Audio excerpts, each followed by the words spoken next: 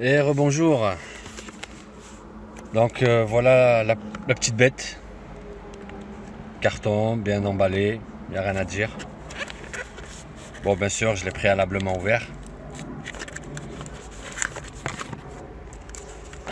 Petite étiquette et les coteaux. La petite pub obligatoire.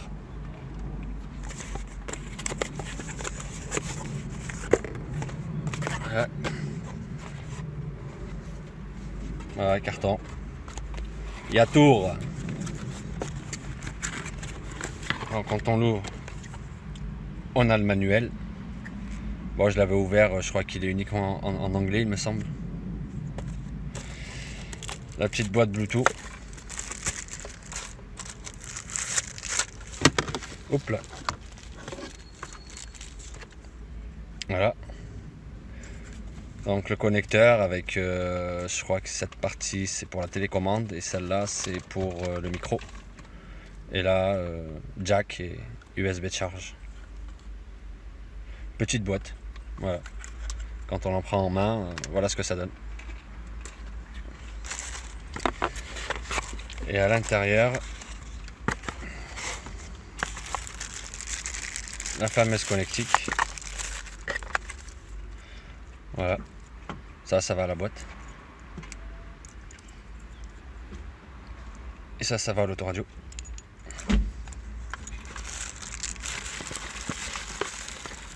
Le jack. Et bien sûr,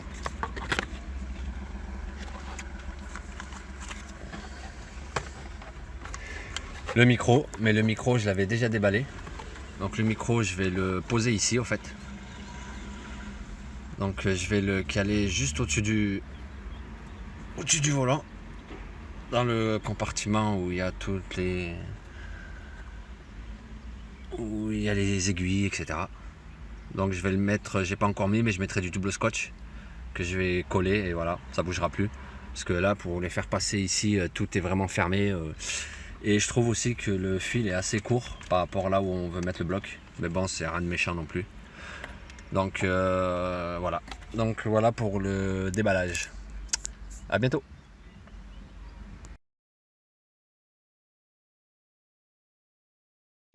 Et bonjour. Voici une vidéo qui va vous permettre de démonter l'autoradio d'une Toyota 26 D4D 2008. Car ce n'est pas mon véhicule, mais c'est le véhicule d'une demoiselle qui en a marre que le CD ne fonctionne pas. Du coup, elle s'est acheté un module Bluetooth. Et c'est qui se récolte le boulot? C'est Bibi.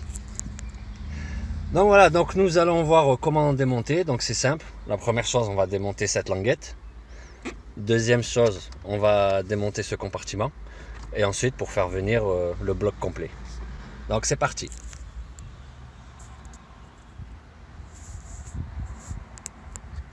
Donc juste faire attention pour pas l'abîmer.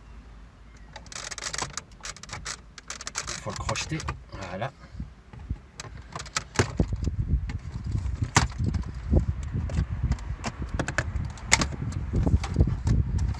Là, retirer la connectique. Voilà, ça c'est fait.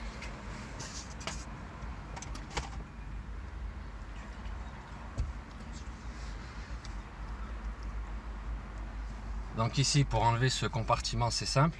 Il y a ce côté et le côté du bas. Il faut juste appuyer dessus. Une fois, deux fois, et on tire. Et ça vient tout seul. Donc là, pareil. Enlever la connectique, appuyer sur le petit bouton poussoir. C'est pas évident, mais on va y arriver. Il est assez coriace. Voilà.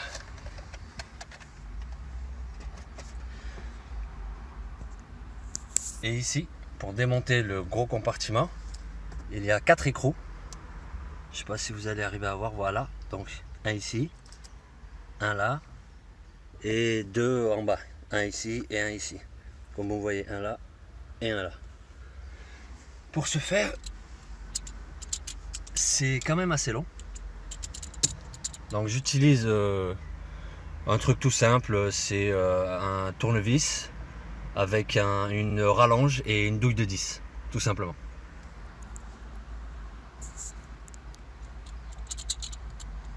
Donc on va dévisser le premier. Par contre ensuite mettre la main au cas où si l'écrou tombe de l'autre côté. Et là aussi c'est pas évident pour ceux qui ont des grosses mains comme moi. Voilà un premier écrou.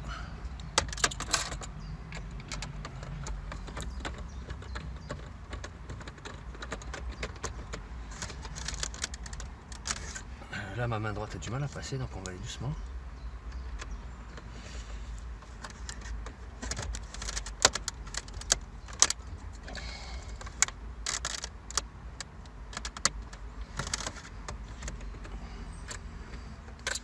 On va faire comme ça.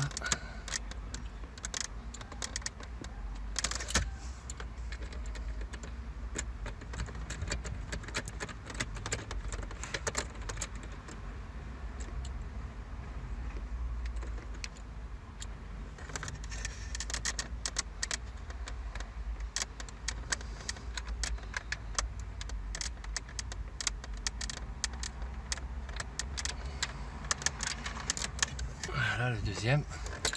Et les deux du bas, ils sont assez aisés, assez faciles.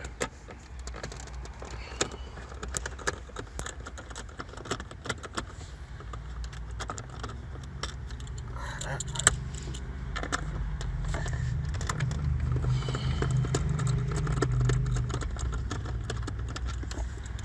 Voilà. Ça en fait 4. Et de là, tout ce qu'il faut, c'est tirer tout simplement. Voilà, le bloc arrive. Donc là, on va mettre. Si elle veut bien passer. Voilà. Donc maintenant,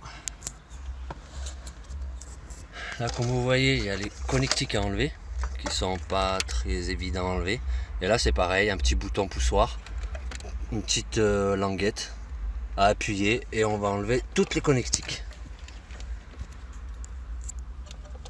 Donc on va enlever celle-là. Bon, on va faire plus simple.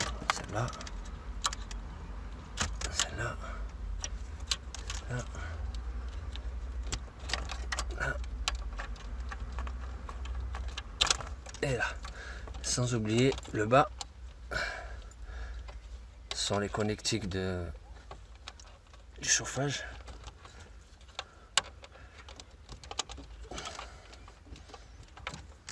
Celle-là, si voilà, c'est pas chopé.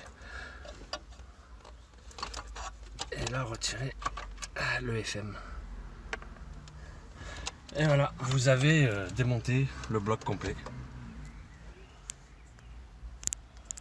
Donc là, comme vous voyez, le bloc dans les mains. Ici, on le retourne. Hop là. On voit la fameuse connectique spéciale de chez Toyota qui se trouve ici pour le chargeur CD ou le kit Bluetooth qu'on vient de se payer. Donc voilà pour la première partie.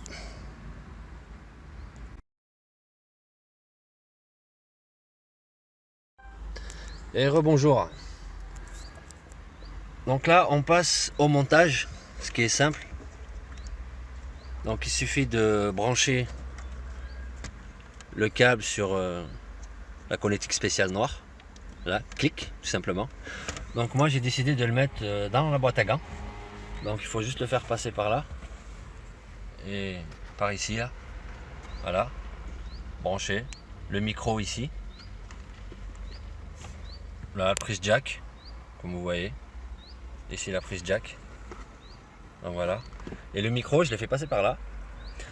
Et en fait, il passe à l'intérieur là pour sortir vers la clé que j'ai fait remonter, car le micro je vais le caler ici, là, tout simplement, parce que pour le faire passer par là c'est pas évident et le câble est trop court. Et on a fait les tests et ça fonctionne très bien. Donc voilà, je fais juste mettre un petit double scotch vous le collez, vous restez un peu appuyé dessus, vous laissez toute une nuit et ça devrait le faire. Donc là on va passer au test. Hop là.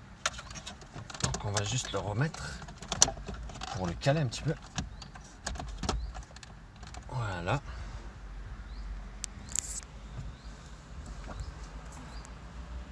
Donc on va prendre le téléphone de test, donc le téléphone de la cliente.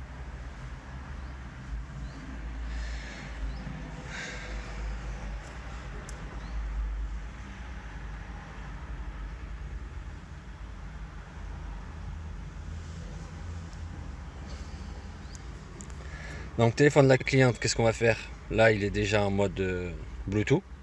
Donc on va aller dans les paramètres. Donc paramètres, on va dans connexion. Connexion, on va dans Bluetooth. Donc dans Bluetooth, ce qui est simple, donc une fois que vous aurez tout connecté, il suffit juste de mettre un coup de clé, de le laisser charger. Une fois qu'il est chargé, vous allez sur disque, tout simplement. Voilà. Ici, on voit bien les diodes. La rouge, on la voit bien, mais la bleue, pas trop, car il y a l'effet de lumière. Et une fois que c'est fait, on vient juste sur le... Là, c'est un Samsung. Donc, activer le Bluetooth. Vous descendez en bas. Ici, il n'y a aucun périphérique. Mais ici, vous avez le BTA. Donc, vous cliquez sur BTA, connexion. Et ensuite, la connexion, elle va se faire. Voilà, co-connecté pour son d'appel et multimédia. Donc, jusque-là, pas de problème. Donc, il est bien connecté en Bluetooth. Donc, c'est bien BTA qu'il faut choisir. Et là, ensuite... Voilà. Donc là, bien mettre le mode disque. Donc là, vous cliquez audio pour avoir... et être sur le numéro 1. Donc le numéro 1, c'est Bluetooth. Et là, on va balancer une musique. Comme vous pouvez le constater, ça fonctionne. Donc je sais pas si je peux faire avance rapide, je pense pas. Donc on va en mettre une autre. On va mettre celle-là. Non, peut-être pas celle-là. Voilà.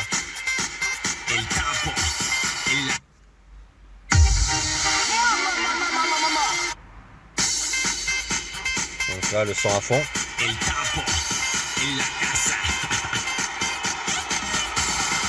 Et là, je fais avec le volant.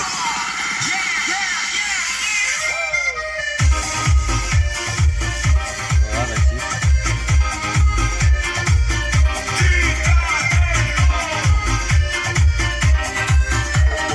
Et là, comme vous le voyez, je vais changer de piste.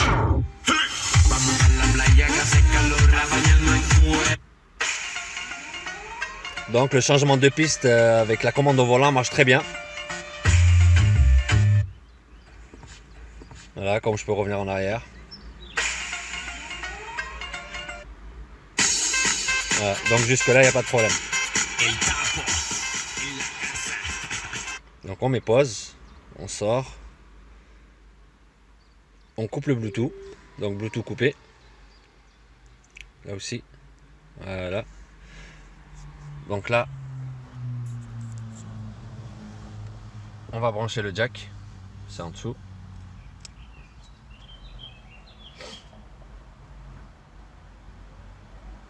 On va balancer une musique, donc n'importe. Là, la même. Donc là, comme vous voyez, ça fonctionne, mais il n'y a pas de son. Donc ce qui est normal. Pour avoir du son pour le jack, il faut aller sur le numéro 2. Et voilà.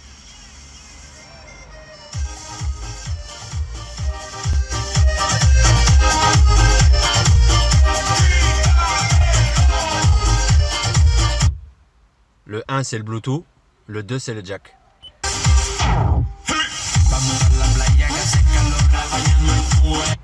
Tout simplement. Voilà pour les tests.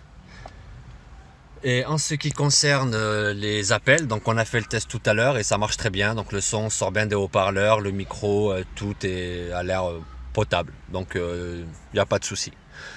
Donc voilà, donc à très bientôt.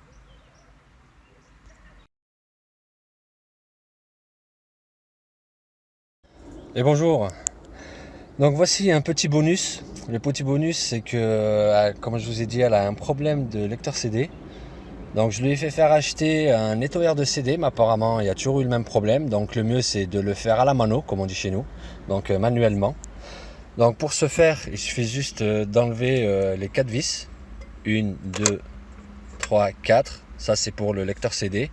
Et pour enlever tout le compartiment, il y a 2 vis noires que vous pouvez voir ici. Donc 4 vis et les 2 vis noires. Une fois que vous avez fait ça, la plaque vous la retirez. Et ensuite, vous retirez uniquement un côté. Donc comme on veut le lecteur CD, vous enlevez aussi les 4 vis. Et ensuite tout ce qu'il y a à faire, c'est à le faire pivoter. Et voilà. Et le tour est joué. Ça je pose ici. Ensuite, ici il y a 4 vis à enlever.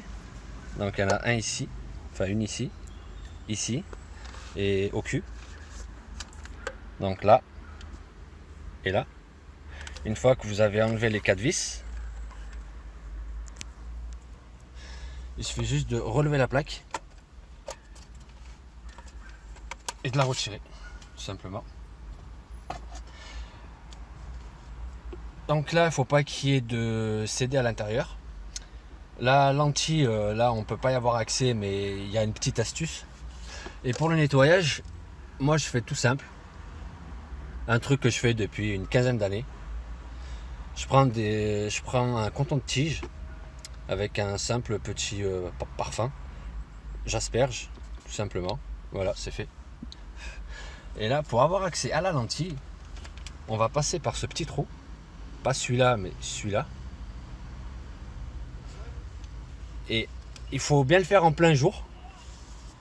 Un petit peu en biais, on voit le système de la lentille. Et la lentille, on peut l'apercevoir.